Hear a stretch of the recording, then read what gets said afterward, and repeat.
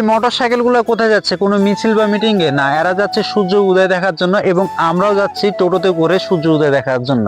আসলে আমরা কুয়াকাটায় যেখানে ছিলাম সেখান থেকে নাকি সূর্যটা সেভাবে স্পষ্ট দেখা যায় না, সেজন্য আমরা 50 টাকা জনপ্রতি ভাড়া দিয়ে এত দূরে চলে আসছি সূর্যটাকে কাছ থেকে সুন্দর লাল টকটকা বড় আকারে দেখার জন্য। শুধু যে আমরা আসছি তা না, আমাদের মতো আরো অনেকে আসছে এবং এই সাইডে আমি যে স্বপ্নপুর থেকে আসছি তাই আমি স্মৃতিটা লিখে রাখলাম। এবং এই সাইডে দেখতেছি সূর্য উঠে হাজির, সবাই মোবাইল ক্যামেরা ধরে বসে আছে।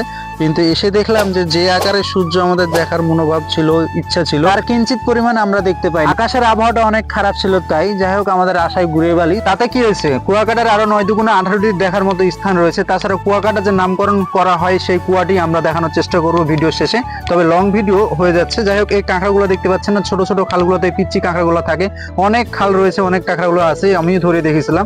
সূর্য দেখা শেষ প্রায় 7টা সাড়ে 7টা বেজে গেছে, তাই আমরা কুয়াকাটা ঠিক মেন পয়েন্টে যাচ্ছি যেখানে আমাদের রুম নেওয়া ছিল আর কি।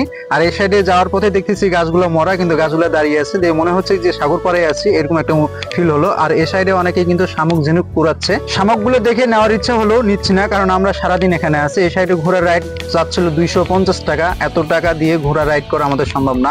এই সাইডে অনেক স্পিড বোর্ডে ঢেউর সাথে খেলাখেলি করতেছে। যাই হোক, আমরা গোসলের সময় আমরাও রাইড করব, তবে যে সব দেখার জিনিস আছে সেগুলো দেখতে যাই। এখন আমরা বর্তমান যাচ্ছি শুকটিপল্লী, বনঝাও এবং লাল কাঁকড়া দেখার উদ্দেশ্যে। আর এই সাইডে যে বকগুলো উড়ে যাচ্ছে দৃশ্যটা অনেক সুন্দর ছিল, বাস্তবে দেখলে আপনাদেরও অনেক ভালো লাগতো।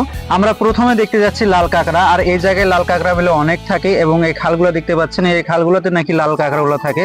আর অনেক খাল রয়েছে, আর এরা এত চালাকের চালাক, দূর থেকে দেখা যাচ্ছে কাঁকড়া আছে, কাছাকাছি যাওয়ার আগে তারা খালের ভিতর প্রবেশ করতেছে। যাই হোক, লাল কাঁকড়া তো দেখতে লাগবে, তাই হাত দিয়ে খোঁড়াখুড়ি শুরু করলাম, কিন্তু খাল অনেক গভীরে, হাত দিয়ে খোঁড়া সম্ভব না, কোদাল লাগবে। আর এই সাইডে দেখেন বনঝাও গাছ অনেক আছে, এবং এই সাইডে দেখলে আপনাদের মনে হবে সাহারার মরুভূমির মধ্যে আসছে, অনেক রোদ ছিল, প্রচন্ড গরম, তারপরে চলে আসছে। এই সাইডে দেখেন লাল কাঁকড়া দেখা হবে না এমনটি আর হয়। এর দুলা ভাই দেখেন এই পানি নিয়ে আসে খালর ঢালতেছে, দেখি লাল কাঁকড়া কতক্ষণ বের হচ্ছে না, আমরা কিন্তু ওয়েট করতেছি, লাল কাঁকড়া দেখবো তারপর আমরা যাব। কিন্তু দুর্ভাগ্যের বিষয় কি যে মাটিগুলো হচ্ছে বালু, আর পানি নিয়ে আসছি 250 গ্রাম, তাতে কি তাদের হয়? কিন্তু সেই অনুযায়ী আমাদের লাল কাঁকড়া দেখা হয় না, লাল কাঁকড়া গুলো বের হচ্ছে না। আর এই সাইডে কিন্তু আমি ওই যে সকালে দেখছিলাম শামুক বা ঝিনুক কুড়াচ্ছি কিন্তু। আর দেখি যেহেতু কুয়াকাটায় আসছি, ঝিনুক কয়েকটা না নিয়ে গেলে কেমন হয়, জাস্ট স্মৃতিস্বরূপ হিসেবে নিয়ে যায়। এই ঝিনুকগুলো মোটামুটি অনেক আছে, কিন্তু আকারে অনেক ছোট, যে দেখতে পাচ্ছেন, তো অত বড় ঝিনুক নাই, তাই ছোট ছোট আমরা কুড়িয়ে নিচ্ছি। আমরা সমুদ্রে আসছি, আর কাঁকড়া ভাজা না খাইলে হয়, এখানে কাঁকড়া বিক্রি করতেছে, কাঁকড়াগুলা বেঁধে রাখছে আর কি। যাই হোক, ভাজা পুরো আমরা সন্ধ্যার দিকে খাবো নিরিবিলি জায়গায়।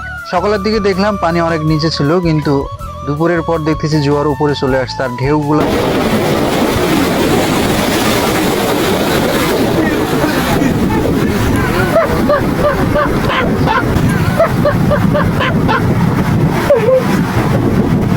দেখা চেষ্টা করবো, তাই ঘুরে আসি। পেজটি ফলো দিয়ে সাথে থাকার জন্য অনুরোধ করা হলো। থ্যাংক ইউ, সবাই ভালো থাকবেন, গুড বাই।